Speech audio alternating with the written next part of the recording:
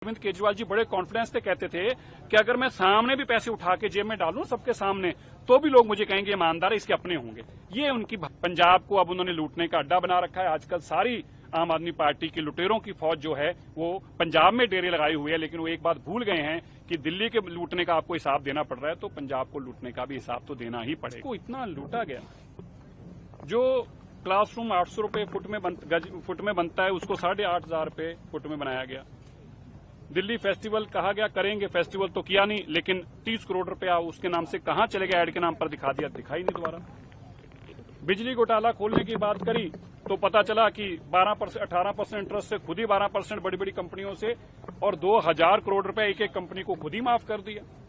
शराब घोटाला देखा तो पता चला कि हजारों करोड़ रुपया अपने दोस्तों को शराब का काम दे दिया। अब जिस केस में ईडी की जांच हो रही है, इससे एक बात बहुत स्पष्ट है कि इतनी करप्शन अरविंद केजरीवाल जी की ये सोच थी कि मैंने हजारों करोड़ रुपए खर्च करके पेपरों में, अखबारों में, टीवी पे अपनी एक इमेज बना लिया कि मैं ईमानदार हूं। अब मैं कुछ भी लूटूंगा लोग मुझे ईमानदार ही मानेंगे। और बड़े कॉन्फिडेंस से कहते थे, उनके एमएलए जो उनसे छोड़कर हमारे साथ आए वो बोलते हैं, वो कहते थे कि अरविंद केजरीवाल जी बड़े कॉन्फिडेंस से कहते थे कि अगर मैं सामने भी पैसे उठा के जेब में डालूं सबके सामने तो भी लोग मुझे कहेंगे ईमानदार है, इसके अपने होंगे। ये उनकी भावना थी, ताकि इसीलिए उन्होंने दोनों हाथों से लूटा। अभी ईडी की इस केस में जांच हो रही, मैंने एक बार कही थी, आज फिर दोहरा दूं।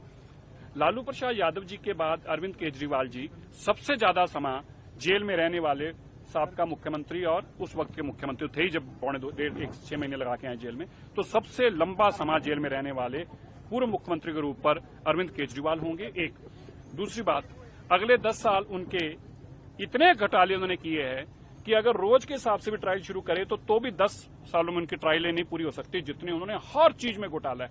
अभी ये सिर्फ दिल्ली के घोटाले हैं, पंजाब के घोटाले अभी अलग से हैं। उनके ऊपर जब कार्रवाई होगी, किस तरह से बेकसूर लोगों को मारा जा रहा है, किस तरह से एक्सटॉर्शन की जा रही है, पैसे की एक्सटॉर्शन बिजनेसमैन से करते हैं, फिर उन लोगों को जो नहीं देते तो मरवाते हैं, और फिर जिनसे मरवाते हैं फिर उनका भी इनकाउंटर कर देते हैं। जब इनकी सीबीआई जांच होगी तो बहुत सारी चीजें और भी पड़ते निकल के आएंगी। पंजाब को अब उन्होंने लूटने का अड्डा बना रखा है। आजकल सारी आम आदमी पार्टी की लुटेरों की फौज जो है वो पंजाब में डेरे लगाए हुए है, लेकिन वो एक बात भूल गए हैं कि दिल्ली के लूटने का आपको हिसाब देना पड़ रहा है तो पंजाब को लूटने का भी हिसाब तो देना ही पड़ेगा।